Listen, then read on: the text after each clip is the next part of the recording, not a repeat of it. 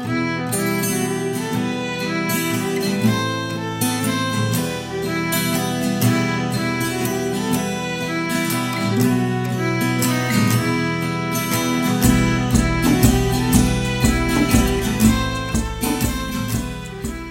amigos! Tudo bem com vocês? Estamos aqui eu, Jordana, ao lado de Letícia. A gente vai gravar o episódio Y. Acho que é o 10º. Sério? Uhum. Gente. A gente vai poder gravar o 10º, talvez, episódio sobre os capítulos 78 ao 86. Feliz ano novo. Feliz ano novo, pessoal.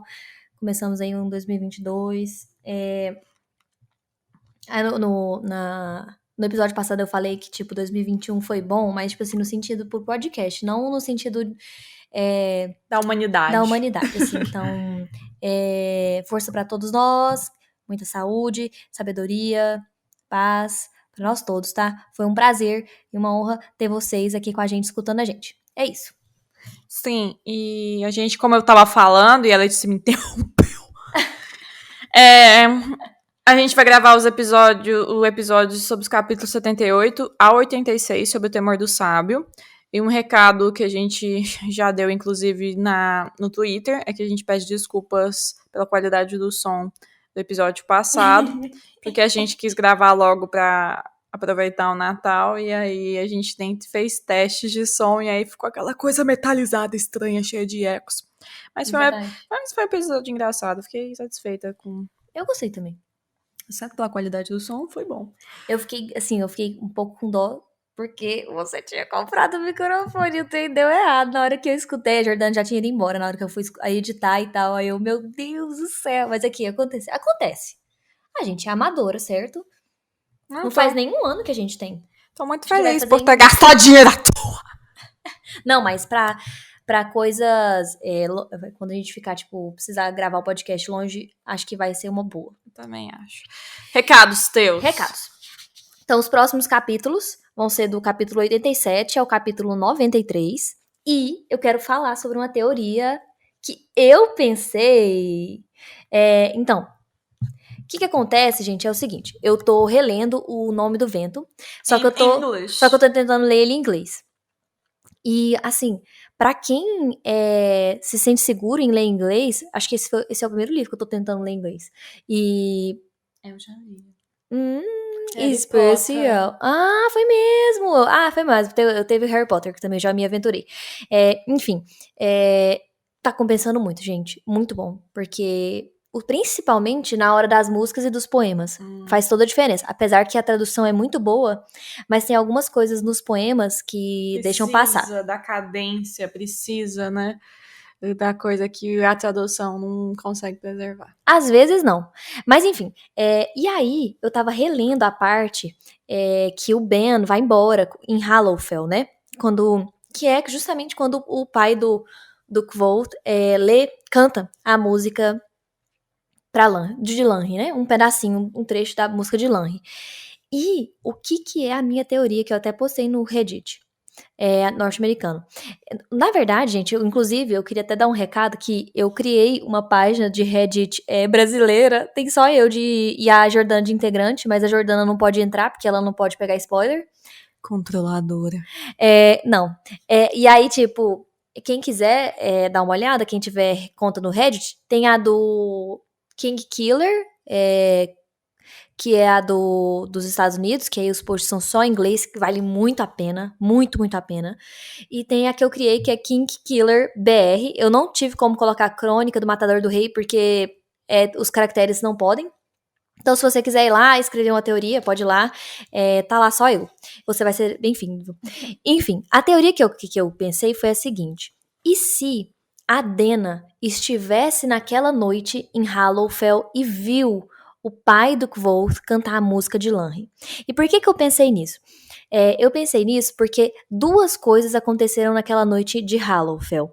A primeira é que o pai e a mãe do Kvothe cantaram o Lady Sir Savian, como é que é?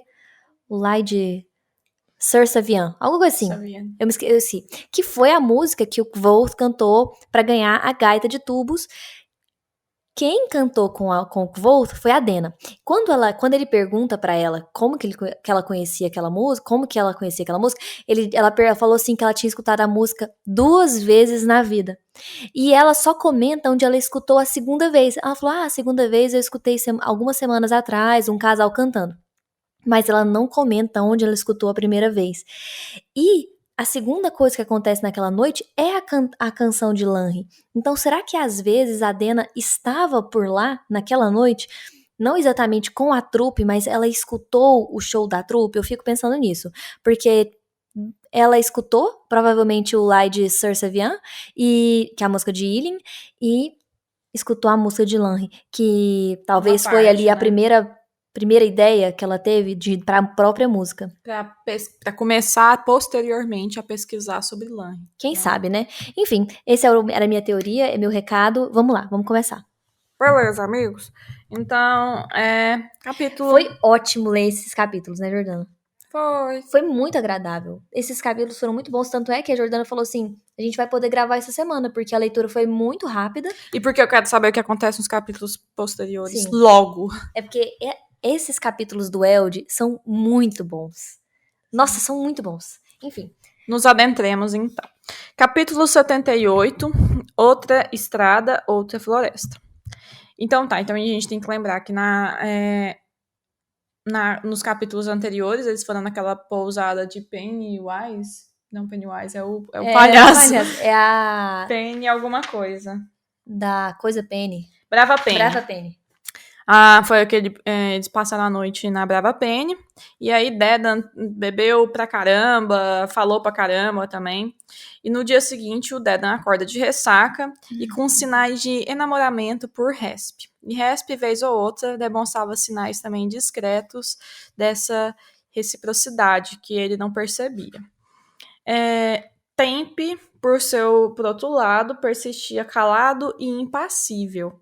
E Kvoth, ele ficava se perguntando o que era a Letane, né? Já que ele tinha perguntado anteriormente. E o bom é que o Kvoth fala assim que ele sabia que a arte da Letane, abre aspas, era uma bobajada de livros de história, fecha aspas, mas que a curiosidade dele era tanta que ele não conseguia, tipo... Deixar pra lá. E ele fala o seguinte, que a ideia de economizar palavras como forma de energia para a luta não soava tão absurda para ele, principalmente depois que ele viu o Elxadal e a Feyla nomearem o Elxadal o fogo e a Feyla o ferro, né? Então, tipo assim, não parecia tão estranho, porque ele sabia que o nome, que as palavras, elas tinham um certo poder. Então, à medida que o tempo passa, os 5 foram se familiarizando, Sim. né? E ele percebe que, de longe, quem tinha os hábitos mais peculiares era Temp. Ele não olhava nos olhos, não sorria, não franzia o senho e pouco falava. Ele lavava-se obsessivamente, cerca de 2 vezes por dia, e umas 2 vezes por dia também praticava um complexo ritual de alongamento, fazendo desenhos e padrões cuidadosos no ar. Inclusive, ele comenta, lembra as danças lentas da corte praticadas em Moteg. E ele fala que o Dedan tinha a peculiaridade de, todas as vezes que ele ia dormir, ele arrumava meticulosamente o chãozinho dele, tirando fiapinhos, pedrinhas, graminhas, era bem... Inclusive, isso me fez lembrar muito cachorro, que eles ficam fazendo... Eles ficam fazendo círculo em torno de si mesmo, depois se deitam. E não é a primeira vez que ele é comparado a um cão, né, o Dedan. Não. E a Resp, que assoviava e palitava os dentes. E o Martin, que tinha uma ideia bem sanitária de comer carne, não gostava de comer carnes cruas e nem água, tipo, que não fosse fervida ou servida com vinho. Achei bem legal. E aí ele falou que o Temp, uma das únicas frases que o Temp falou e que pareceu que ele pensou naquela frase o dia todo foi: a chuva faria dessa estrada outra estrada, dessa floresta outra floresta. Eu amei essa frase. Achei super poética. Então, E o próprio Kvoth tocava o alaúde todas as noites. O que, na verdade, ele só fez nesse trajeto. Depois que ele chega ao local, de fato, ele tem que parar de tocar para não chamar atenção, né? Então, 5 dias após, eles chegam a Eld. Era um perímetro assim que eles teriam que cobrir de 30 quilômetros. Era um trecho completamente isolado da estrada real, no meio de uma selva antiga e interminável. E aí, Wolf, ele desenha um esboço, assim, meio tosco no chão para explicar o plano dele Eu até adorei o então. plano dele, eu achei genial. Eu também. Ele dispõe os planos. Diz que cobririam cerca de 3 quilômetros por dia, 1 metro quadrado cada pessoa, né? Procurando por trilhas e sinais dos bandidos. 2 ficariam no acampamento, ou seja, 3 cobriria 1 metro quadrado da trilha mais para frente. E de 5 em 5 dias eles mudariam o local do acampamento. Eles teriam que ficar razoavelmente próximos das estradas, porque de tempos em tempos eles iriam comprar provisões em Crosson, né? E em 1 ou 2 onzenas, era o esperado por Wolf, eles teriam achado a trilha dos bandidos se tivessem sorte. E eles iriam usar apenas reneiras para acender as fogueiras. Reneiras, inclusive, isso causou até um certo espanto, porque eles achavam que ele era só uma almofadinha da cidade, né? Mas eram a madeira que os Edeneru usavam para não causar fumaça Ou cheiro de ou fumaça. cheiro de fumaça quando eles montavam seus próprios acampamentos. E aí ele dividiria a estrada em norte e sul, né? Aí eles cobririam o lado norte da estrada primeiro, iriam até o final do norte e depois cruzariam a estrada e começariam a parte sul. Eu achei esse plano genial, porque ele falou assim, como a gente não tem como cobrir todo o Elde, a gente vai cobrir pelo menos os quilômetrozinhos que ficam perto da estrada, buscando sinais, porque de qualquer forma, os bandidos eles precisam retornar para a estrada para pegar suprimentos e até para fazer os próprios ataques. Eles deixariam pistas, né? E eu acho que é isso. Os que iriam, sempre Martin iria, né? Sempre Martin, como era Ele era o que um tinha mais floresceiro, um conhecimento. rastreador, né? Ele tinha mais conhecimento da floresta, então sim, é isso. E além desse plano, ele faz um plano paralelo, né? Orienta a criar histórias caso sejam pegos. E uma coisa que eu achei interessante é que, tipo assim, eles teriam que deixar já na cabeça, bem arquitetado, bem desenvolvido, qual seria a justificativa deles estarem onde estivessem, né? Só que uma coisa que ele fala sobre o nome. Fala assim, olha, não minta sobre seu nome. É difícil fazer isso de forma convincente. E isso me fez lembrar automaticamente da Dena. Que a Dena sempre mente o próprio nome a cada lugar que ela vai. Sim, e aí, essa semana, eu vi uma teoria no Reddit, só que essa teoria não é minha, que falava que a pessoa falava o seguinte, eu tenho quase certeza que a Dena é de Vintas, porque foi justamente em Vintas que ela mudou o seu nome mais radicalmente. Tipo, o restante do território dos 4 cantos, ela sempre usava variações de nome com a letra D.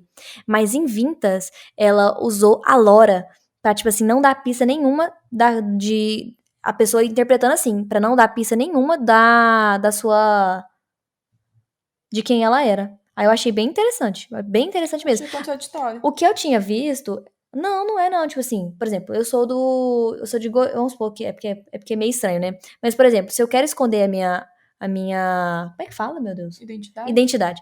Num lugar onde as pessoas conheceriam o meu nome, reconheceriam o meu nome, eu vou usar um nome diferente do lugar de onde eu vim, entendeu?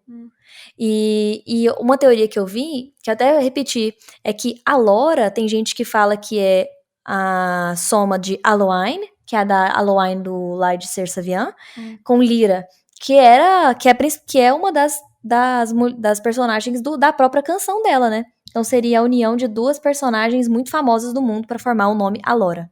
Mas eu digo que... Mas esse Alora não é um nome real. Dela.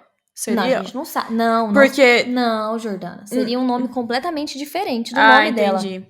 Porque, tipo assim, se eu for pro local que eu de fato pertenço e usar meu nome original, não faz sentido pra eu tentar me disfarçar. Exatamente, não entendi. Entendeu? Por isso que ele falou que ela é de Vintas. Entendi. É como se você, tipo assim, usasse seu nome, por exemplo, Jordana. Aí você chama... Não, entendi.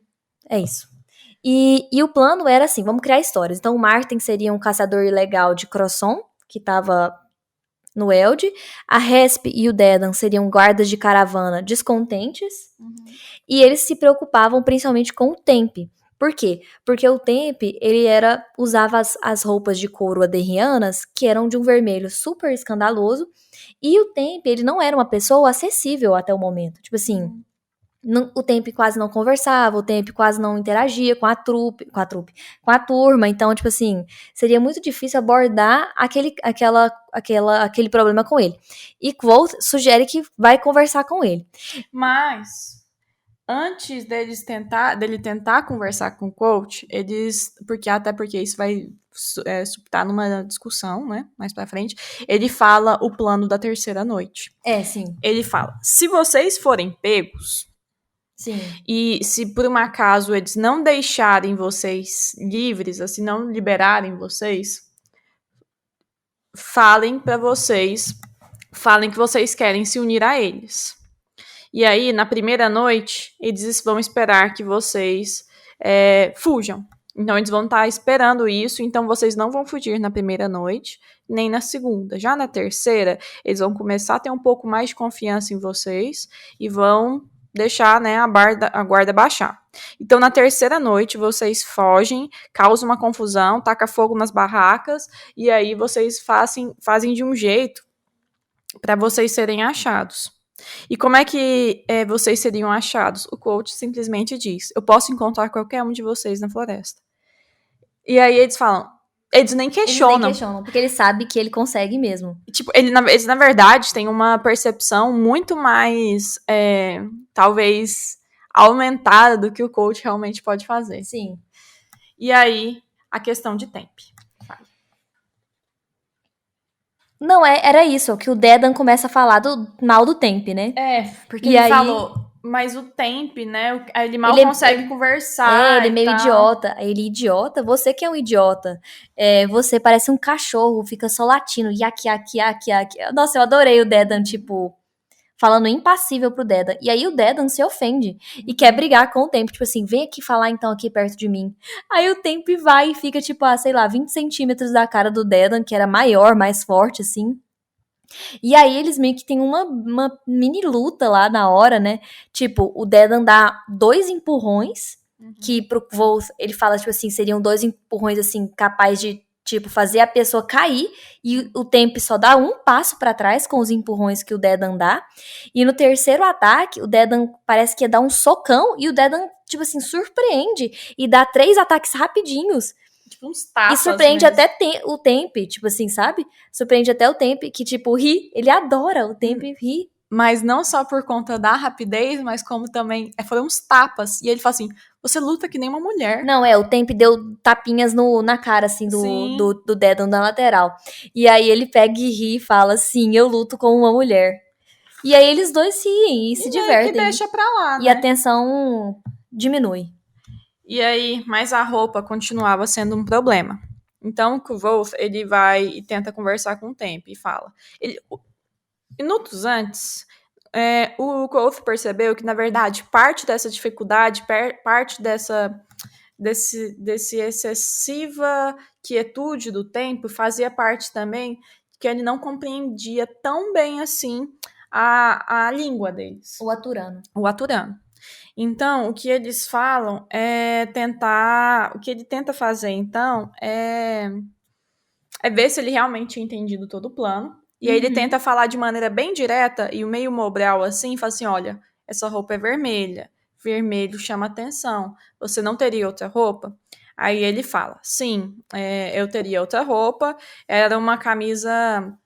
cinza, assim, meio desbotada e tal. Assim, mas essa roupa é pra caçar, não é pra lutar. E mais pra frente eu vou falar qual que é a minha teoria, que a Letícia discordou dela. Mas ele falou, mas se 3 bandidos, eu luto.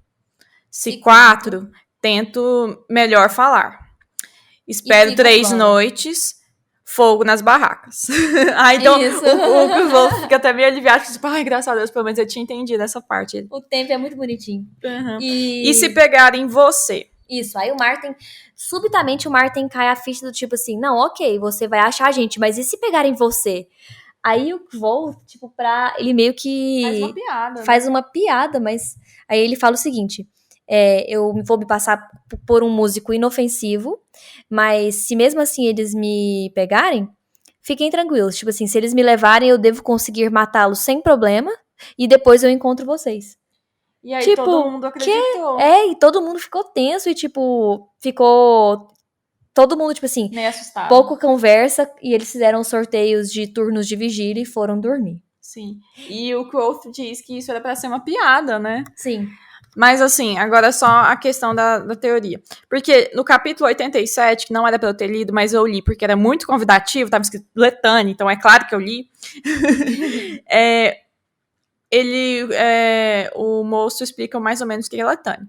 Então, uma coisa, eu não vou falar sobre isso exatamente agora, mas uma coisa que eu acho que possa ser o motivo dos Adenrianos usarem blusa vermelha, roupa vermelha para lutar e roupa cinza para caçar, é porque em lutas eles não querem pegar ninguém desprevenido. Eles querem falar assim, olha, eu vou lutar, eu quero lutar e bora lá. Tipo, não é um ataque sorrateiro. Então, a Letane meio que prega isso, sabe? Pra tentar ser justo. Tipo, Fez sentido. aquele negócio do futebol é fair play. Aham. Então, tipo, ele não quer pegar ninguém desprevenido. Por isso dá roupa vermelha, porque tá realmente se anunciando. Agora, pra caçar, não, pra caçar você tem que sobreviver. Então, acho que não segue tão bem essas regras assim pra caçar, porque você tem que pegar um animal de fato desprevenido. Aí eu acho que, Faz sentido. que não precisaria de ter uma roupa vermelha, porque isso prejudicaria a sua caça. Ok, capítulo 79, Sinais. O capítulo 79 começa com o Martin, então ele pega as duplinhas, né? Vai ficar a dupla Kvoth e Tempe, Dedan e Resp. Aí Martin, no primeiro dia seguinte, ele já começa a ensinar, então, Kvoth e Tempe a identificarem alguns sinais de, tipo, de floresta atingida. E aí, o Kvoth ainda fala que, tipo assim, os sinais não eram fáceis de ver. Que sinais óbvios que tem narrativas ou em, tipo assim, que a gente vê em historinhas, esses sinais de roupa rasgada, gravetos muito óbvios, isso é coisa, tipo assim, de narrativa mesmo falsa. A verdade era que era muito difícil de ver. Aí, até o Martin fala, se vocês virem alguma coisa, me chamem. Aí ele, nossa, como que vocês vão me chamar? Aí o Kvoth, não, sem problemas, eu fiz um apitozinho de Maria Viúva. E aí o Martin, nossa, genial. Porém, a Maria Viúva também é chamada de Viúva da Noite. E agora de dia, tipo, qualquer mateiro experiente vai conseguir identificar a gente. Aí o Kvoth, não, então, toma esse gravetinho aqui, Martin. Eu vou dar uma sacolejada no meu aqui. Aí, tipo, o Martin se assusta. Ele, não, isso aqui é só, tipo, é como se nossos gravetos estivessem conectados com um fio mágico. Eu puxo de cá, o seu vai puxar também. Aí ele fica, tipo, mais tranquilo.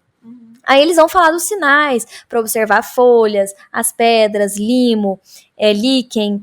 E aí o Kvoth fala que, tipo assim, foi extremamente tedioso no começo. Até o momento em que eles resolvem apostar. Tipo assim, o Martin falou, tudo que vocês acharem, eu vou pagar pra vocês. E tudo que vocês deixarem de ver, vocês vão pagar pra mim. E tem um trecho que é muito legal. Eu vou ler pra você. Eu havia achado que vasculhar o arquivo era entediante, mas procurar um graveto quebrado nessa enormidade de floresta fazia a caça do gramo parecer uma saída para comprar pão. Eu amei. Outra coisa também, depois que eles tinham percebido como era que se caçava de fato, eles fizeram, já deu para um finalzinho da tarde, assim, eles fizeram um caminho inverso. No mesmo caminho, o coach até achou assim, nossa, meio burro, vamos tentar outro caminho que a gente já cobre pela segunda vez, um outro caminho, né? Mas aí, quando eles foram voltando, eles perceberam os sinais que eles tinham deixado. Eu achei até engraçado, porque tinha um círculo, assim, de um monte de folhinha picada, Sim. que era, na verdade, o Kvold que tinha pegado uma folhinha e foi picando, assim, distraidamente. Tédio. Exatamente, enquanto ele ouvia uma lição do Martin. E aí eles aprenderam, então, não só a ver traços, mas a disfarçar os seus próprios traços, as suas próprias pistas. E isso foi um tapa na cara deles mesmo. Sim. E aí, em um desses momentos, o Martin é chamado porque ele vê alguns galhos quebrados, assim, sinais de que realmente alguém tinha passado por lá. E aí o Martin é chamado, e aí fala assim, não, tudo bem, mas esse sinal eu que coloquei aí para testar vocês. E aí, porque é um trabalho que exige que nós estejamos alerta o tempo todo. Exatamente. E aí foi nesse momento que surge a aposta. Ele falou assim, não, então vamos fazer o seguinte, vamos fazer uma aposta permanente. Temp e Wolf ganhariam meio vintém por cada sinal encontrado, e o Martin ganharia uma lasca de prata para cada sinal que deixassem passar. Aí, ok, então foi feito assim. E aí, mais pra frente, todos se encontraram, 5 novamente, no acampamento, e eles foram jantar. E aí começou meio que uma tradição deles de contarem histórias, e isso é muito rico nessa parte aqui. Muito. Martin conta a história do filho de uma jovem viúva que saíra de casa para fazer fortuna. Ele comprou um par de botas mágicas que o ajudou a resgatar uma princesa de uma torre, do alto de uma montanha. Havia um gigante faminto e uma charada. E essas botas mágicas vieram de um latoeiro na história. Exatamente. Sabe quem que eu lembrei dessas botas mágicas? Não. Do Bash, que tinha umas botas muito chamativas, né? Interessante. Mas eu não... É isso. Não, assim, eu tentei ver se tinha algum sentido nessa história. E a única coisa, assim, que eu lembrei foi que, tipo, o Kvold, uma das coisas que a gente vai ouvir falar é que ele já resgatou princesas de reis adormecidos em sepulcros, né? E ele fala de uma tal de princesa Ariel. Aí, assim, eu sempre tento fazer paralelos nas histórias que são contadas ao longo do livro, mas, assim, essa eu realmente não consegui fazer muito sentido. Mas é legal pensar que o Patrick, muitas vezes, até na do menino do Coisinha de Ouro no Umbigo, que eu esqueci o nome, que é uma história super, tipo assim, nada a ver, eu gosto disso no Patrick, porque a ideia, quando ele fala que ele ia escrever a Crônica do Matador do Rei, ele queria ir contra as histórias de magia que já existiam no nosso mundo, né, na Terra. Então, assim, você vê que ela não é a Crônica do Matador do Rei não é comum. Ela é uma história de magia que vai, tipo assim, vai surpreendendo a gente. Sim. Então tanto é que o Kvold tem, tipo assim, super noção de que essas histórias, tipo, bota mágica, latoeiro dando uma bota, princesa sendo resgatada de um gigante, faminto, não sei o quê, fica nas histórias. E que a história do Kvold é muito diferente desses tipos de história, tipo, fantásticas. Outra coisa que me faz lembrar é o sapateiro que deu aquelas botas já usadas. Verdade! E o fato de que o Wolf passou, na verdade, pelo Dragon, que era um gigante faminto, e que ele resgatou a Adena, né? Faz sentido. Mas é viajando. Mas é uma boa mesmo. Caramba. Capítulo 80, Tom. No dia seguinte, o Martin saiu com o Rasp e o Dedan. Agora ele daria essas lições para esses dois. Eu fico imaginando, tanto que deve ter sido difícil. Nossa! Né? Aí o Kvolf, ele fica com o Temp. Eles ficam um tempo cuidando do acampamento, mas não tinha mais nada que se podia fazer, porque afinal de contas nem a música ele poderia tocar, porque eles tinham, né, estavam meio que escondidos. Então, na ausência do que fazer, Kvolf tenta realmente conversar com o Temp. E ao chamá-lo, o Temp, uma hora, ele se aproxima demais, assim, fica poucos centímetros de distância, uma distância incômoda mesmo de coach. E aí o Kvolf fala, Temp, que ele tem essa sacada, né? Na verdade, nesse capítulo, ele faz 3 perguntas. A primeira pergunta é que você vai falar. Não tinha percebido. Temp, a que distância os adenrianos param um dos outros? Aí o Temp dá uma gargalhada e fala, esperto, sim, diferente, Aden, pra você, perto. E isso era diferente de pessoa para pessoa. E ele, então, concorda em ensinar eu coloquei Adenriano, mas tem um outro nome. O Adenriano para Kvolf. Porque o coach pergunta, você poderia ensinar sua língua para mim? Essa foi a segunda pergunta. E até o Kvolf fala que essa seria a 4ª língua que ele iria aprender. Sim. Então, a primeira, né, a Turano. Segunda, Ciaro, que é de Sealdi. O Temano, que ele aprende pro julgamento dele, da Lei Férrea, e agora o Adêmico. Adêmico, exatamente. Adêmico, Não é adenriano, não. Não, acho que pode ser, acho que são sinônimos, que são sinônimos. E aí eles têm todo um momento que ele começa a aprender um pouco de palavras, e aí eles travam numa palavra que chama freat, que eu não sei o que significa. Murro. Murro. E aí, nossa, eles ficam um tempão nessa cena tentando aprender, até que o Quoth fala que existem uma coisa chamada cadência. E que a cadência da palavra era diferente. E que às vezes uma palavra com uma cadência diferente significava coisas diferentes. E aí ele falou que ele teve que rever todas as coisas que ele já tinha aprendido. E aí ele faz a terceira pergunta. Tempe, como são suas canções? Aí ele vai e pergunta, o que é canção? E o coach, ele dá um exemplo, né? Ele recita uma cançãozinha bonitinha, assim. Depois você vai falar, pelo que eu tô vendo aí. E aí, o Tempe fica enfurecido, tipo, insultadíssimo. E eu fiquei pensando, gente, por que ele tá tão insultado, sendo que ele parece que gostava de música quando ele tava na Brava Penny, ouvindo violinista. Mas parece que é uma coisa realmente muito desrespeitosa na cultura dele. Aí ele fala, não, canção de Adenri, complicado. E aí, acaba o capítulo. Você vai falar sobre essa canção? Então, eu fui pesquisar sobre essa canção e na versão em inglês, a Joaninha, ela é chamada de Little Jenny. Eu não sei se todas as Joaninhas são chamadas assim, na verdade. E aí fala que a Joaninha, ela era descalça, que ela foi dar uma volta para procurar o vento, e ela tava procurando um menino bonitinho para fazer ela rir, e que na cabeça dela tinha um chapéu com penas e que havia um assovio nos seus lábios e que eles eram molhados e tinham gosto de mel. E que a língua era sharp é afiada, né? Então, tem gente que acha que o poema é sobre a Auri. Agora, tem tem teoria no Reddit que relaciona. Olha a teoria que tem gente que faz. Eu ainda não li, me aprofundei. Tem gente que acha que aquela mulher toda bonitona, modegona, que deu a. Modegana, bonitona, que deu a. Como é que chama? O negócio de ameixa. O negócio de a coisa de ameixa pro Quoth. Tem gente que acha que é a Auri. The fuck?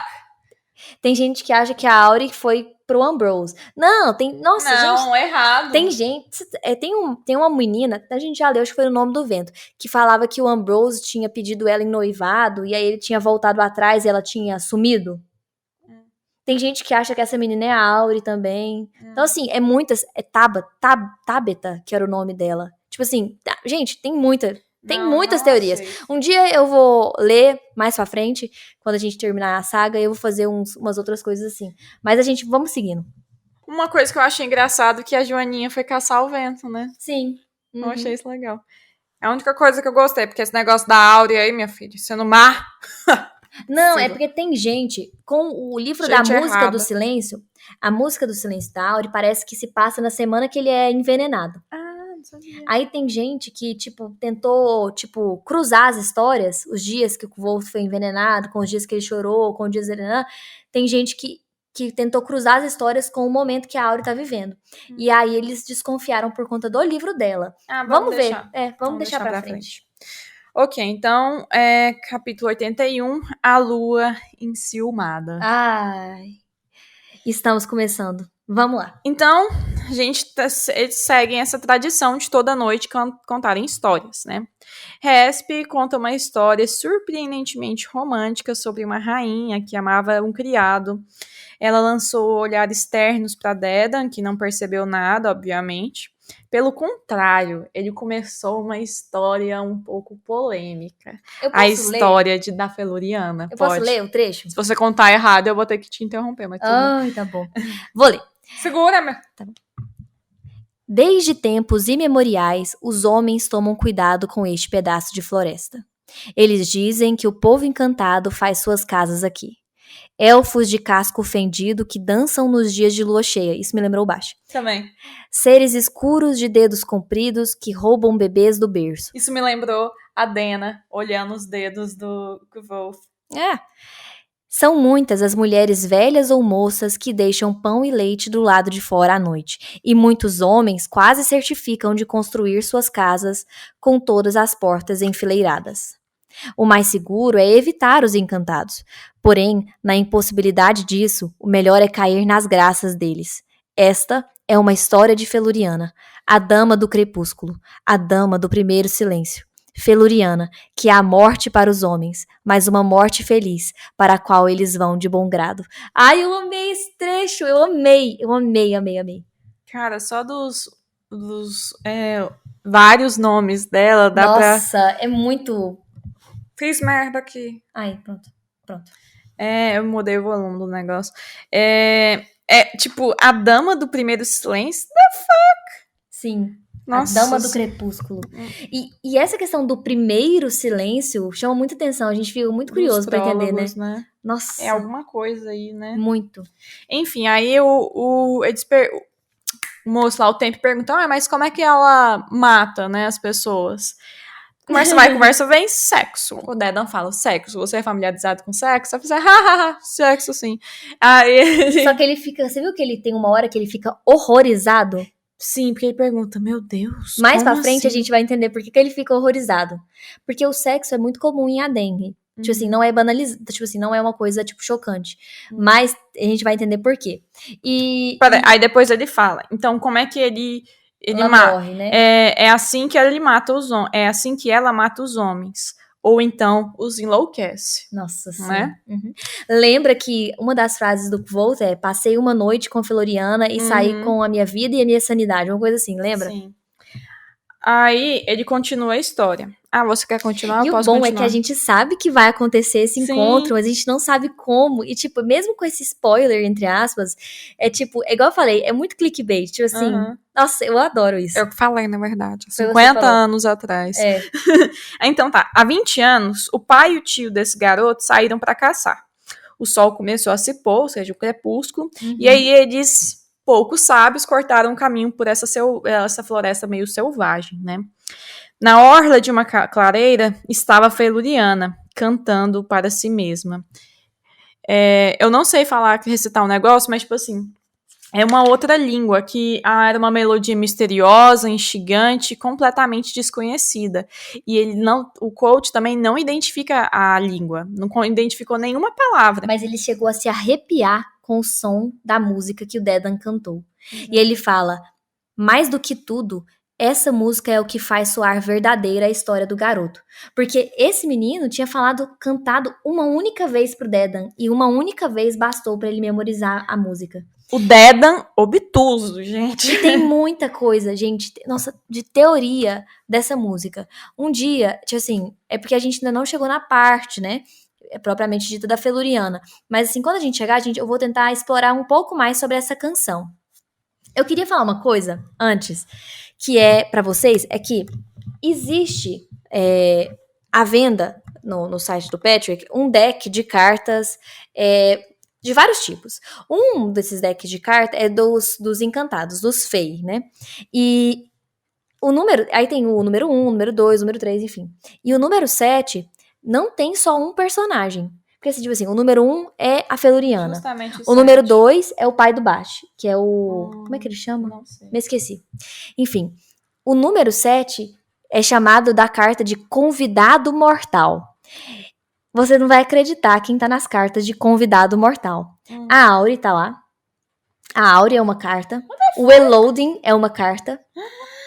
Um cara lá, estranho, era uma carta. Eu não consegui desvendar, ele usava óculos e tal. O Kvoth era uma carta. A gente não sabe. O Scarpe parece que era, porque era um cara moreno, com barba branca, lembrando bastante a descrição do Scarpe. Peraí, todos esses são Fey? Não, ele era um convidado. Convidado. É só porque eu quis trazer essa reflexão. Outra pessoa que estava era um latoeiro. E a última carta era uma mulher. Aí eu não soube falar. Era uma mulher de cabelo preto. Aí eu não sei se era a Dena, ou se era tipo a mãe do Kvoth, por exemplo, também. Não deu. Então só dessas cartas do convidado mortal, só 2 eu não consegui identificar, que foi um homem e uma mulher. Mas dá uma olhada na internet pra vocês verem, gente. Pode então, ser assim, a própria... A carta tá dando alguma pista, sei lá, sabe? Enfim. Pode continuar, Jordana. Enfim, aí o Dedan passa um tempo descrevendo fisicamente a Feluriana. Ai, meu Deus, que vergonha alheia. Porque, tipo assim, ele ficou completamente, assim, encantado com a própria descrição. Sim. E a Resp ficou tipo... Nossa, ela foi aguentando até ela não poder, tipo, aguentar mais. Ela fala, gente, tipo, pra mim já deu, tô indo, tipo assim, levantou da fogueira. Alguns pontos que eu acho importantes nessa descrição. Ela tinha o cabelo até a cintura, estava tão nua quanto a lua. Diversos paralelos ela começam a ser traçados com a lua.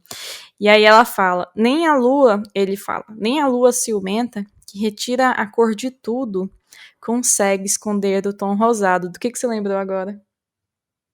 Dena, que naquela noite quase sem luar, com uma frestinha de lua, tava com a boca especialmente avermelhada. É, faz sentido. Mas ele ia falar sobre outra coisa, né? É, de peitos. Ele tava segurando os peitos imaginários dela no ar, quando a Resp falou pra mim, já deu, tchau, tchau. Gente, eu consigo imaginar isso como uma cena de filme, sabe? Muito engraçado. E... Dedan vai e aí de o confuso. povo quer terminar de escutar a história, né? Tipo assim, mas como termina essa história? Aí ele termina, tipo, bem rápido. O pai enfiou o pé numa toca de coelhos, torceu o tornozelo. O tio nunca mais foi visto. Nossa, caramba. E aí todo mundo meio que vai dormir. Kvothe termina olhando para as estrelas e pensando em Dena. E Martin diz para Kvothe, por mais atraente que sejam algumas coisas, é preciso ponderar os riscos. A que ponto o sujeito quer aquilo? A que ponto está disposto a se queimar? Novamente, penso na relação de Kvothe com Dena. Sim. Capítulo 82, Bárbaros. Enfim, chegou no dia de fazer troca do acampamento. E aí ficaram responsáveis pela mudança do acampamento Kvothe e Tempi. E Dedan e Resp foram responsáveis para voltar para Crossan para buscar mantimentos. Aí E aí mostra uma interação de Tempi e Kvothe deles trocando palavras, né? Tipo, o Kvothe ensinando a Turano para o Tempi e o Tempi ensinando o Adêmico para o Kvothe. E aí ele descreve novamente essa dança lenta que o Tempi faz. E depois ele vai tomar banho. E quando o Tempi volta nu. Nesse ínterim, o Kvothe pega aquelas velas de sebo e começa a fazer bonequinhos, já que ele tava num tempo só, porque isso não era de bom tom fazer na frente dos outros. Sim, verdade. É com as velas, né? Com as velas. E aí volta Tempi nu, com um carrapato pregadinho, e ele fala, tipo, detesto o carrapato. E aí ele faz um gesto com a mão esquerda. E ele acho que faz 2 vezes, eu acho, nessa cena. Enfim, só sei que o Kvothe, tipo, ele percebe, tipo assim, mas o Tempi não tá tirando nada dele, não tem nada pra ele jogar, e ele tá fazendo esse gesto, por quê? Aí cai a ficha de que ele já tinha feito esse gesto em várias outras ocasiões anteriores. E aí ele começa, tipo, Tempi, o que significa isso? E aí o Tempi vai e faz a expressão facial pra explicar. Nojo. E aí ele, meu Deus, tipo assim, isso faz parte da linguagem do Adenri. E aí começa, então, a eles aprenderem, conversarem. E aí tem aquela...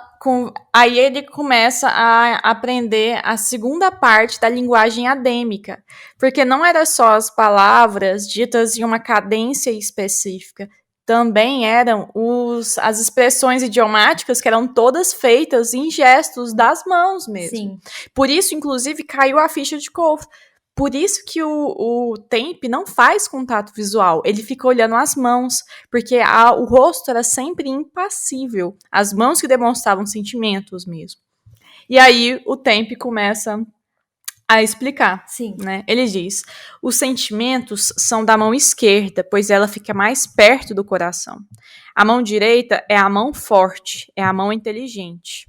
E aí eu lembrei da promessa que Dena pediu para que Kvothe fizesse a ela sobre não procurar quem é que fosse seu mecenas. Ela pede para ele prometer pela mão esquerda dele, a mão do sentimento, e não a mão da inteligência, que seria a mão direita. Muito interessante. E aí ele fala o tanto que foi difícil e lento o progresso dele depois disso. Porque ele falou assim, você já tentou fazer mímica de conformidade, de respeito, de sarcasmo? E aí o Tempi fala sobre como falar com a mão. Ele fala assim, falar com a mão é civilização. Sorrir com o rosto é bom com família, bom com amigo. E aí ele fala sobre algumas coisas que você tenta expressar com a mão e outras coisas que você não segura. Porque não vem da mão, não vem do coração, vem da barriga. Sim. E aí ele fala que gargalhar, porque o Quoth fala, mas você gargalha, tipo assim, você deixa a gargalhada transparecer no seu rosto. Ele falou, risada não é isso, risada não é bom de segurar, não é saudável. E aí ele fala também que o choro também não é saudável segurar. E eu fico pensando, tipo assim, o tanto de choro que o Quoth não tá segurando também, né? Então não deve estar sendo saudável pro Quoth. E aí ele fala que as civilizações fora do Adenri não são civilizações, eles são bárbaros, são rudes. E aí eles fazem toda essa reflexão sobre o que era bárbaro e o que era civilização. Todos aqui parecem cães. Aí a gente lembra do Dedan, que inclusive ele falou que era um cão. Todas. Aí ele pergunta, mas e as crianças? As crianças sorriem, como é que vocês fazem isso? Aí fala, não, todas as crianças são bárbaras. Aí ele fala uma coisa muito legal, quando eles crescem, eles vão aprendendo. E olha só, os bárbaros não têm mulher para ensinar civilização. Não podem aprender. E nesse instante aqui, depois mais pra frente, no capítulo 87, a gente percebe que são as mulheres em Adenri que ensinam civilização, que ensinam Letane. Eu achei isso muito massa. Também tá dando um spoiler, mas é leve, é um spoiler leve. Tá vendo? Por isso que você não tem que dar. Tem que ficar lendo ali na frente, né, Jordana? Ainda bem que você leu só um capítulo pra frente. Enfim, gente, o que é interessante. Faz a dança agora. Isso. E aí, Tempe, depois dessa conversa, né, desses sobre a linguagem gestual dos adenrianos, ele começa a fazer novamente a Ketan, a prática da Ketan, que lembra muito a prática do kata, do karatê, né? Tipo, porque tem uma cena do que o Quoth, até acho que é no próximo, ou nos próximos, que o Quoth, em um momento da Ketan, ele não consegue. Não, só pra gente finalizar o capítulo e eu não perder a linha de raciocínio. O Tempe começa a fazer a Ketan e o Quoth, que quer ele é muito curioso e, além disso, um pouco orgulhoso, né? Ele falou assim, eu não quero ser bárbaro. Eu quero aprender, então, essa civilização. Eu não aceito, tipo assim, meio que ser chamado de bárbaro. E aí ele começa a praticar e imitar o Tempe na Ketan e o Tempe só ignora ele. E aí, essa questão do karatê, tipo, eu posso estar errada, mas, tipo assim, a gente vai ver mais pra frente que a Ketan é meio que uma mímica de uma luta, né? Só que Uai, os movimentos... você tá dando spoiler? Não, só que Não, tá dentro do blocão dos capítulos. Só que os movimentos são lentos, então, tipo assim, é super difícil. E o kata do karatê, ele é baseado também em movimentos de luta, também. Tipo, todo o kata é movimento de luta. Enfim, é isso. Capítulo 83, falta de visão. Obrigada, Pedro, por levar a Letícia pro karatê uma vez, tá? Só uma coisa, assim, o seguinte, que também aconteceu uma mudança nesse mesmo capítulo 82. O moço, o Tempe, ele usa a espada para cortar as batatas. E isso foi uma coisa que foi estranho. O Quoth percebeu uma mudança, porque geralmente ele era super ciumento com a espada dele. Então foi uma mudança que ele começou a ter realmente, né? Ok, capítulo 83, falta de visão. Então tá certo. Novamente, mais uma noite ao redor da fogueira. Mais uma história sendo contada, agora por Martin, uma história do grande Taborlin. Que era uma história, basicamente, que o Taborlin estava preso num local, assim, parecendo... Numa caverna. Numa caverna, exatamente. Veja que agora não é numa torre, né? Que no começo o velho Cobb conta da história que ele estava preso numa torre alta, e agora ele está numa caverna. Exatamente. Aí o Sifus, não sei se fala, Saifus, que é um rei feiticeiro, tinha lhe tirado o cajado e a espada, e sem eles, teoricamente, sua força se esvaía e ficava parca. Mas assim, mesmo assim, o Taborlin disse, quebra-te. E a pedra dessa caverna, que era lisa, sem portas e sem janelas, né? Exatamente, se quebrou. Quem que você lembra aqui? Do Elodin. Elodin, destruindo Na verdade, o local do refúgio. Que o Elodin lembra o Taborlin, não o Taborlin lembra o Elodin. Sim, mas quem que você lembra nesse momento? O Elodin. Sim. E aí, ele saiu da caverna e entrou no castelo, o castelo de Saifus. Então, ele ordenou, ardei. E as pedras irromperam em chamas e abriram até o salão em que estava Saifus e seus 50 guardas. Então, ele vai simplesmente e fala... Pegue então seu cajado, pegue seus pertences naquele baú. Mas ele não esperava que realmente ele conseguisse abrir abrir tal baú. E ele simplesmente... Porque a chave do baú estava no bolso de Saifus, né? Exatamente. Porque o que acontece é o seguinte, quando o Taborlin entra no salão, Saifus manda os guardas atacarem, mas os guardas meio que se recusam a atacar, tipo, por medo, porque viram o Taborlin destruindo uma parede. E aí o Taborlin sugere e fala o seguinte, não, e aí o Saifus fala, vocês são um monte de covardes, eu mesmo vou lutar contra o Taborlin. E aí o Taborlin pega e fala, não, o justo seria você me devolver o meu cajado e nós dois lutarmos, né? Com, tipo assim, para a páreo, né? Tipo de mano assim, a mano. de mano a mano. E o Saifus fala assim, não, claro, seu cajado tá dentro daquele baú, junto com as suas coisinhas. É só você ir lá pegar. Só que a chave do baú estava com o Saifus no bolsinho dele. E é igual a Jordana falou, ele não sabia que o Taborlin ia ao baú e ele iria nomear o baú, tipo assim, entendeu? Edro, exatamente, ele fala Edro. E aí no baú tava tudo que ele precisava, né? O cajado e a capa, o anel. A capa de cor indefinida, a sua moeda, a sua chave, enfim, as coisinhas, as ferramentas que o Taborlin usa. Aí, eles param um momento, né? Porque o Martin tava pigarreando, sei lá. Tava tendo umas alergias. Aí eles começam a refletir, né? A Hesp pergunta a Dedan, que cor você acha que seria essa capa? Aí o Dedan fala, é uma capa de cor indefinida. Eu falo assim, não, mas tudo bem. Mas que cor que você imagina que seja quando você ouve isso? Assim, acho que é meio que uma furta-cor, né? Como se fosse um monte de pedra lavada, assim. E era isso, mais ou menos. A Hesp fala, sempre imaginei que fosse um cinza sujo, né? De estar muito tempo na estrada, ele fica muito tempo na estrada e tal, pega chuva. Aí o Tempe fala, branca. Eu acho que é branca, sem cor. E o Martin fala, azul celeste. Não tem nenhum sentido, eu sei, mas é assim que eu imagino. Azul celeste. E o Kvolf, eu sempre imaginei ela como uma colcha de retalhos, mas na maior parte do tempo eu imagino que ela seja escura. Escura demais para alguém ver a sua real cor. E, inclusive, nesse momento eu lembrei do Helix, escura, é uma capa escura demais, né? E aí é meio que isso. Aí o Martin continua a história. Seu cajado detinha grande parte do seu poder. Sua espada era letal. A chave e a moeda e a vela eram ferramentas valiosas, mas a capa estava em seu coração. Disfarça-se e ajuda-o disfarça, né, e ajuda ele a se esconder quando estava encrencado. Ela o protegia. Inclusive, podia nela esconder naqueles milhares de bolsinhos coisas que ele precisava, como um brinquedo para alguém ou alguma flor, alguma coisa nesse sentido. E aí ele termina a história do Taborlin. Ele fala que o Taborlin, ele invoca grandes relâmpagos e o fogo. E aí ele mata os guardas dos Saifus. E aí ele termina de pegar a chave e a moeda, né, que eu já tinha falado, e a espada de cobre, chamada Sky Aldrin. E aí o Dedan interrompe, porque o Dedan é desses, interrompe e fala, cobre? Isso não existe. Isso aí o Martin, tipo, também eu não quero contar mais essas histórias, a cor é cobre, a história é minha, tipo assim, eu conto do jeito que eu quiser.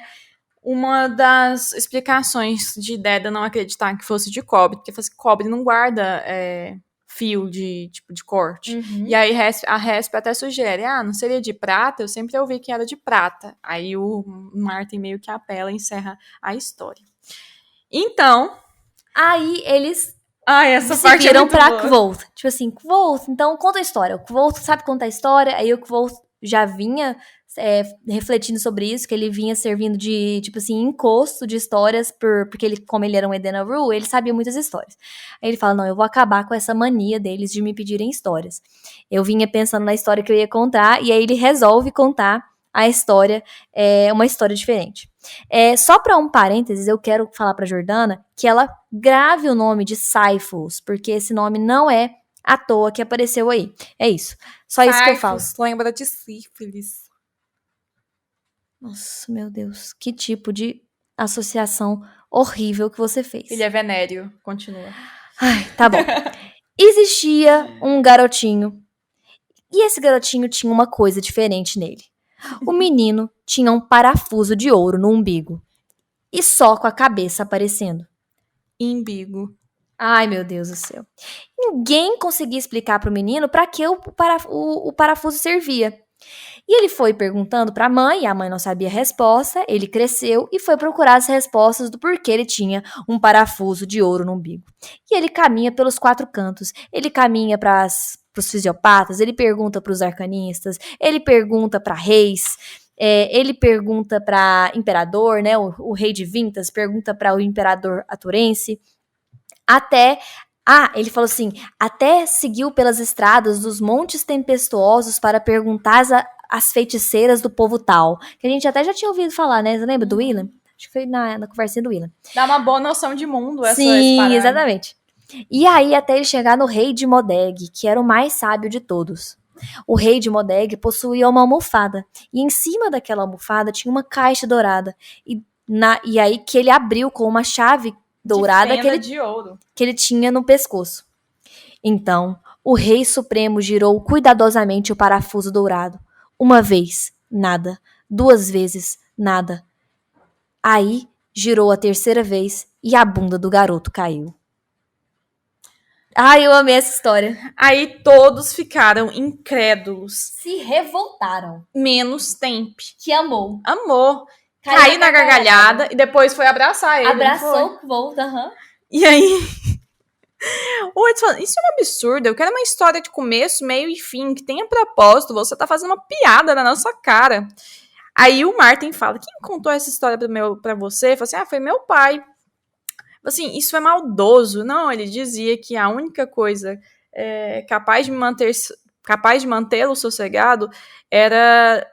capaz de me manter, aliás, manter Coates sossegado, era dar algum tipo de quebra-cabeça pra ele.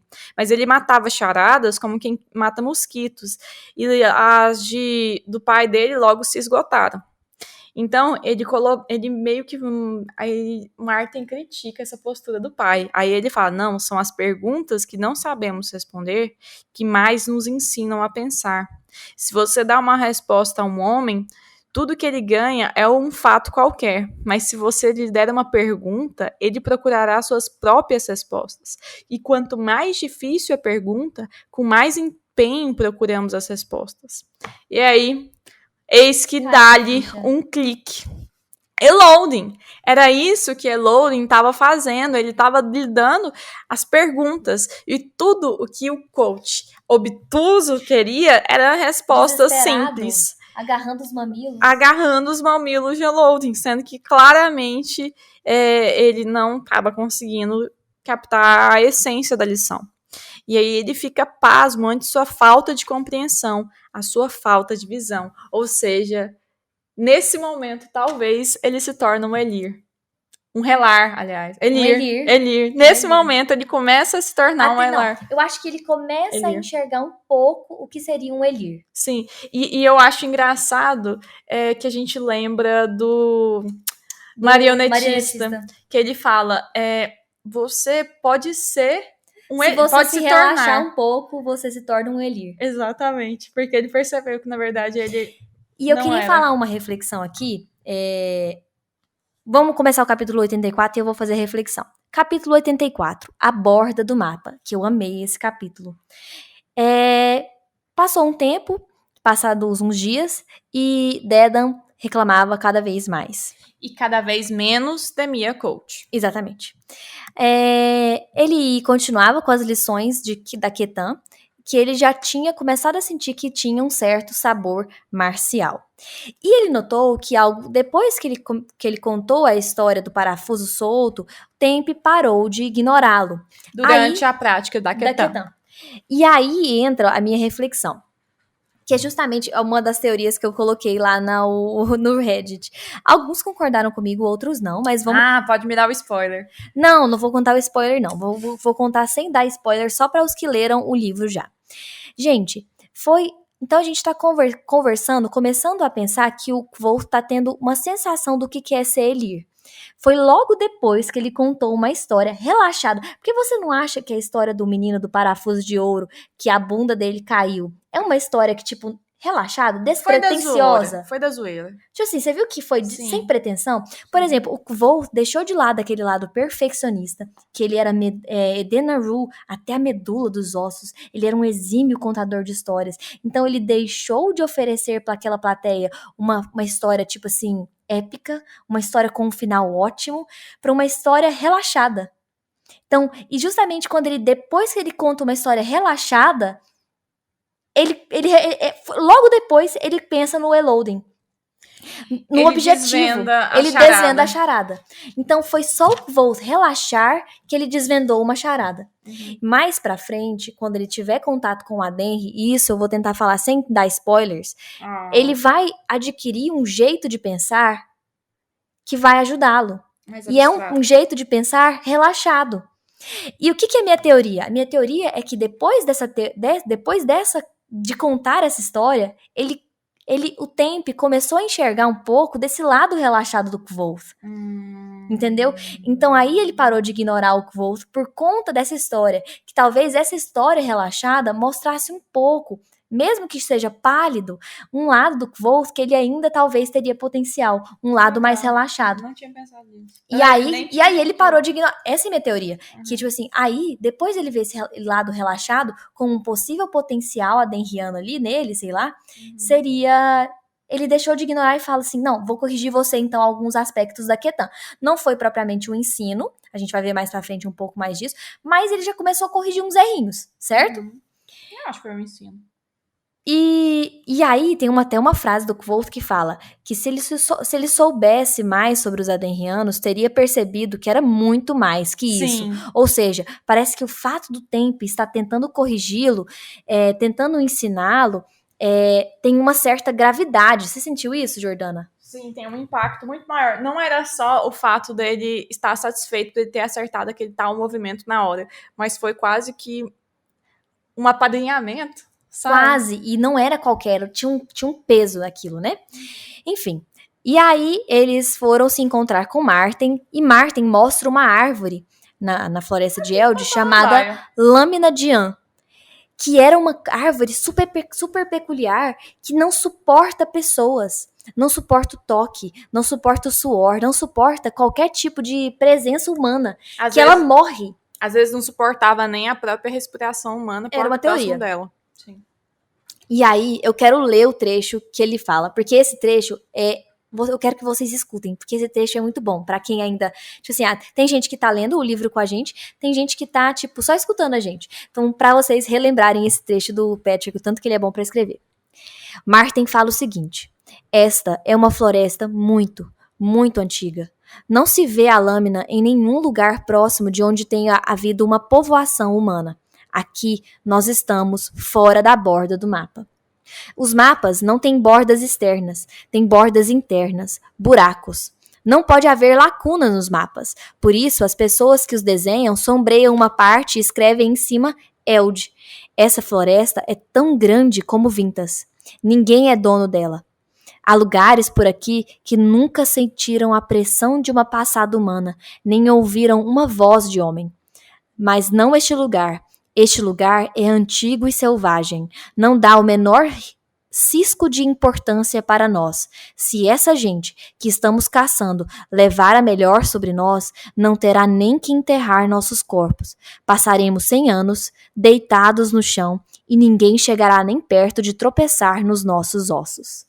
Caramba! Isso é genial! Nossa, eu amo esse trecho. Nossa, eu amo. Aí, inclusive, a partir dessa reflexão de Marten, teve uma parte que eu também peguei na íntegra, porque eu achei essa parte muito boa também, então eu simplesmente vou ler. Tem partes que elas não podem ser comentadas, elas têm que ser lidas. Sim, mas às vezes eu parafraseio, então não sei se é 100% na íntegra, porque eu começo uma coisa... Mas eu também li umas partes cortadinhas um pouco. Procurei não pensar em como Maer me mandara pra lá, como quem movesse uma pedra num tabuleiro de taque. Ele me mandara para um buraco do mapa, um lugar onde ninguém jamais acharia meus ossos. Muito bom. Muito bom e muito perverso a gente pensar cada vez mais o tão perverso e manipulador que pode ser o Maer Alveron, né? Exatamente. Bredon, às vezes, pode ser só uma sombra do que o Alveron de fato é. Ou pelo menos um concorrente à sua altura. Boa. Capítulo 85, Interlúdio Cercas. Aí Kvothe para a história novamente porque ele vê um casal entrando na pousada Marco do Percurso. O casal estava com seus filhos, que também eram um casal. O casal chamava Mary e Hap. Os filhos chamavam Ben e Sil. Hap foi com a filha, Sil, até o cronista, enquanto Mary levou o filhinho para o bar. E o Kvothe ofereceu cidra para eles e não cobrou. Você viu que ele não cobrou, né? A Mary oferece, aí o Kvothe, não, o seu marido, ele fez o serviço na cerca e cobrou muito menos do que ele poderia ter me cobrado. Ela agradece o Kvothe, volta para o cronista, e aí o Bast fica reflexivo. Ele fala, não sei porque a Mary tá pedindo pro cronista escrever, sendo que ela me escreve cartas. Ela me mandava cartas. Tipo, o Bast... Eu sou fadão, né? Dizem que o conto tem um livro que é um livro, é uma coletânea de contos de vários autores de fantasia. E um dos capítulos do livro, acho que chama Roden, sei lá, gente, eu tô enganada, posso estar enganada, esqueci o nome. É José, gente, tá Rogue, acho que chama Rogue. É um dos capítulos que o Patrick escreveu, era do Bast. E aí a rotina do Bast na Algures. É o que a gente vai a gente lê. A gente vai ler ainda, Enfim, aí ele fala, aí o Kvothe explica que o cronista, ele é um funcionário do Tribunal de Justiça, então tudo que ele escreve é oficial. Aí ele fala, não, mas o clérigo, o superior Grimes, também tem peso legal. E aí o Kvothe fala que se um clérigo for oferecer seus serviços, às vezes ele pede em troca moedas, né, dinheiro para a igreja, e às vezes a pessoa não é capaz de pagar. Enfim, e aí isso pode prejudicar muita pessoa naquela região. Fez uma reflexão. Além disso, não só o fato de que se você fosse fazer um testamento, é claro que você tinha que destinar parte dos seus bens à igreja, porque era de bom tom. Além disso, tinha também o fato de que se você fosse expor um assunto muito polêmico, como, por exemplo, você ter filhos bastardos com uma viúva, tal como o prefeito, isso poderia causar muita polêmica, muito mal-estar naquele povoado. E se o sacerdote tivesse má índole, ele ainda poderia escrever o testamento como bem quisesse, favorecendo a igreja ou se favorecendo. Exatamente. Ok. E aí um momento da narrativa. A Mary leva o menininho dela pra... A menininha dela para o banheiro e deixa o Ben com o Kvothe e o Bast. Com o Bast.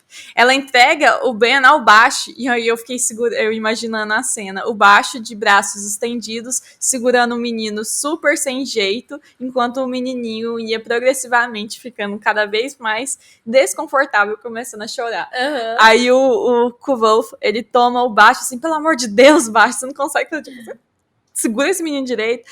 E aí eu achei isso muito interessante, porque pela primeira vez, a música... Ele cantou, né? Ele canta. Não é a primeira vez, porque quando aquela caravana chega no Nome do Vento, ele canta um pouco também, com a caravana. Mas essa é uma vez que foi especial.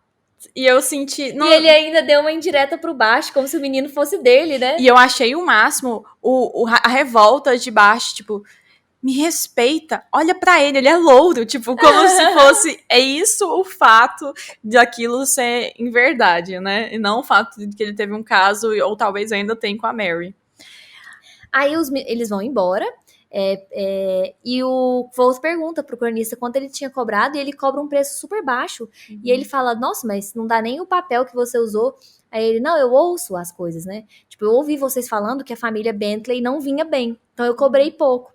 Aí o Bast até pergunta, Hash, você quer que eu destrua a cerca de novo? Ele, cala a boca, Bast. Como assim, tipo assim, o Kvothe tá tentando ajudar aquela família, né? Então, tipo assim, ele fazia o Bast quebrar a cerca pra ele chamar o menino do Bentley pra consertar. E aí eles fazem uma reflexão sobre os impostos, sobre né? Os coletores de impostos, os sanguessugas. Sobre, tipo assim, o quanto é ruim E como poderia afetar a família Bentley se tivesse uma terceira coleta, né?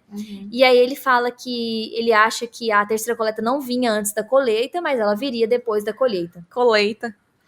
E aí ele comenta que os Edena Rue, eles não pagavam impostos, porque eles não têm posses. E que foi a primeira vez, depois que ele chegou em Naugures, que ele teve que pagar impostos. E aí ele fala, agora eu entendo os homens que se rebelam aos impostos do rei. Veja que o Kvoth de agora, da marca do percurso, é diferente do Kvoth da história. Porque o Kvoth da história tá indo contra esses caras, né? Tá indo contra, porque os bandidos que ele tá caçando é justamente os bandidos que vão contra as coletas de impostos do rei, né? A gente não sabe a versão dos bandidos. Nesse momento, nesses capítulos, eu comecei a pensar. O coach na pousada Marcos do Percurso, muito revoltado com esse rei. Diversas vezes ele se mostra muito revoltado com a guerra que está em curso agora e com esse rei. O que eu fico pensando é que talvez não foi o próprio coach mesmo que ajudou a ascensão desse rei, e um rei podre, um rei sujo. Talvez esse rei não seja o próprio Álvaro. Não dá pra saber. Não dá. Sendo que ele matou um rei, provavelmente em Inri, né? Lembra que aquele cara da caravana, lá no início, que reconheceu o Kvoth, fala, eu vi onde você o matou em Inri, né? Pode ser o rei? Pode ser outra pessoa? Pode também, né? Pode ser Roderick, às vezes. Né? A gente não... Exatamente. Pode ser muitas pessoas. Não sabemos. A Estrada Destroçada, capítulo 86, o último capítulo um pouco extenso, porque tem muita coisa do que acontece. Sim. Enfim, eles tinham o plano deles do lado norte, então eles tinham esgotado toda a área que eles tinham que ir pro lado norte, cruzaram a estrada e agora eles iam começar a metade sul da estrada real. E aí continuavam com as histórias. E é tão legal que ele fala o seguinte, contávamos histórias de Oren Velsiter, Laniel Remoçada e Ilin. Ilin a gente sabe que era o Edena Rue mais famoso dos Quatro Cantos.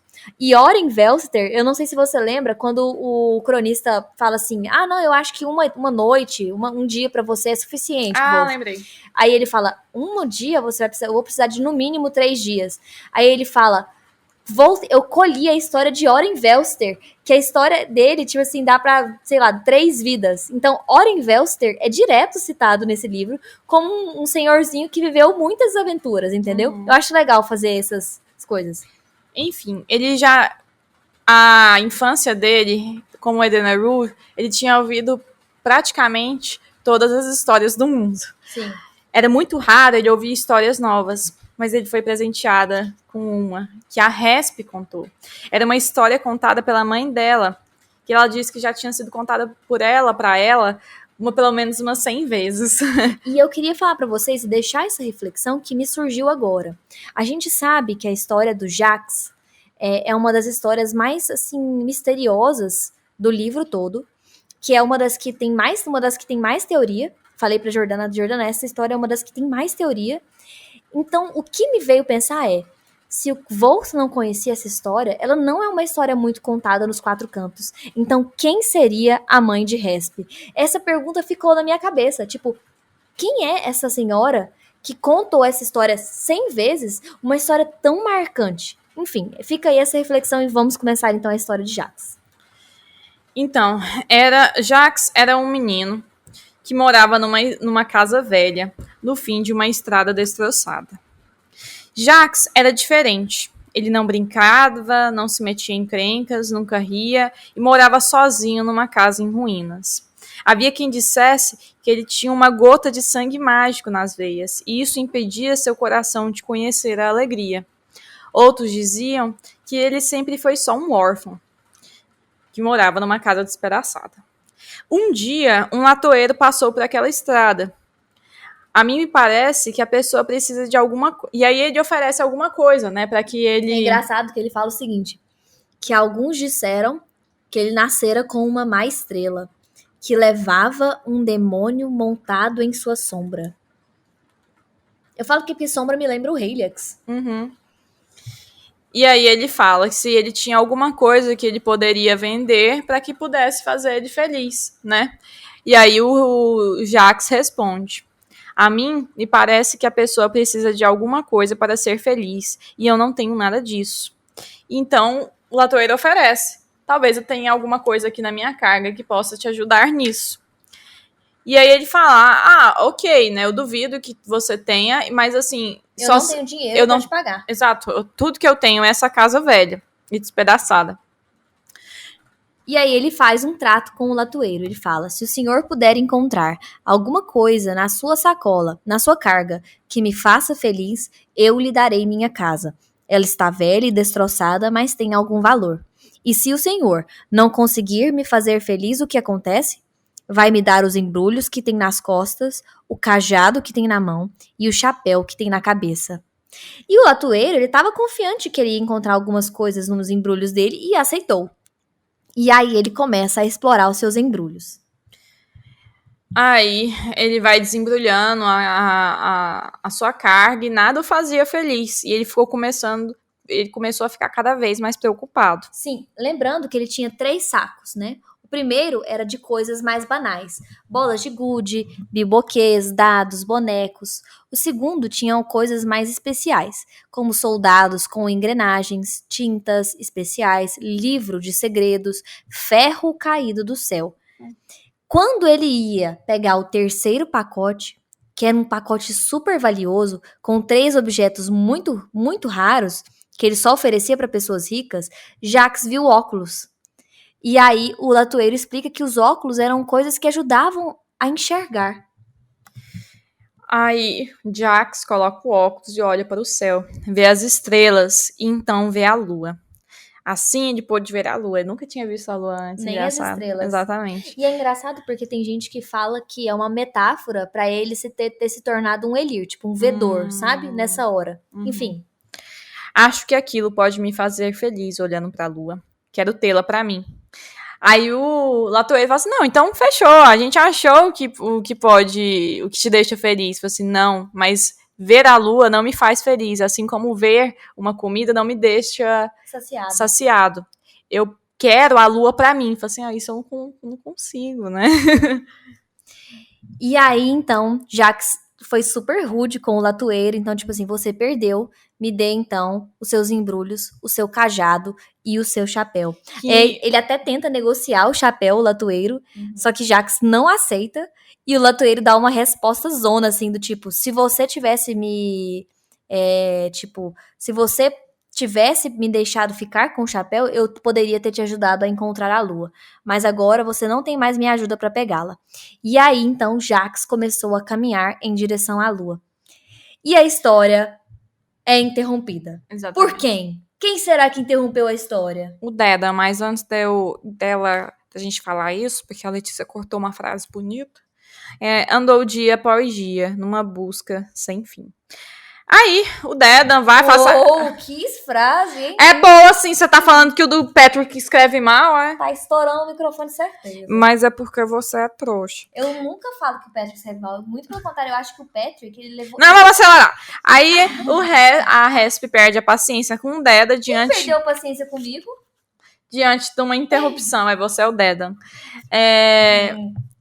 Aí o Koth meio que tenta intermediar a discussão, mas essa parte é muito dura. Ele fala, tipo assim, não, Dedan. Tipo assim, porque o Dedan se revolta, né? Toda vez ele se revolta. Aí o Cole fala, não, então vamos resolver como adultos, né? Faz sua sugestão, como que a gente faz, então, pra ser mais rápido? E aí ele fala, tipo, estou cansado de você falar, de seguir ordens de tipo, um pivete como você, que não tem nem cabelos nos bagos. Aí o Koth perguntou, nossa, se o Maer soubesse, então, como seus bagos são cabeludos, ele com certeza teria colocado você na liderança dessa equipe. Pena que ele parece que não usou isso como critério, não é mesmo? E aí interrompe... Fica super tenso. Exatamente. Aí Temp interrompe... Ele sempre interrompe de maneira... às vezes eu fico pensando, será que ele realmente faz isso sem querer? Ou ele faz isso... Eu acho que ele faz sem querer. Eu sei, mas parece que ele sempre é uma interrupção, ele assim, providencial. Exatamente. Sempre providencial. Aí ele vai e pergunta, o que são bagos? Aí o Dedan, sem nenhum pudor, né, agarra os seus próprios bagos para ilustrar o que seriam, né? Aí o Temp vai e fala, por que o Maer está buscando bagos cabeludos? E aí, nesse momento, todos riem, a tensão de Dias se dissipa, e Resp fala que... Denúncia desculpa, né? Exatamente. E pede pra ela continuar a história. E ela fala, não, eu só não consigo contar essa história, tipo, picada. Eu preciso contar ela inteira. Aí ele pede, não, então você pode contar amanhã à noite? Aí ela fala, não, então eu conto essa história amanhã à noite. E assim, acaba os capítulos dessa vez. Quais serão os próximos? Capítulos da 87 ao 93. Vou começar a ler hoje. A gente vai gravar o próximo episódio amanhã. Ah, não, a gente não consegue não, meu Deus do céu. Não consegue não, só pra fazer mesmo. A gente demora umas 4 horas. Sim, exatamente. Gente, é isso. Feliz ano novo. Fiquem com o Telu. Fiquem com o Telu, você roubou minha frase. Desculpa. E é isso. Até o próximo episódio. Ah, só uma coisa. A gente acha, e muita gente acha, que Jax pode ser Rei Jax. E é isso. Tchau. Tchau.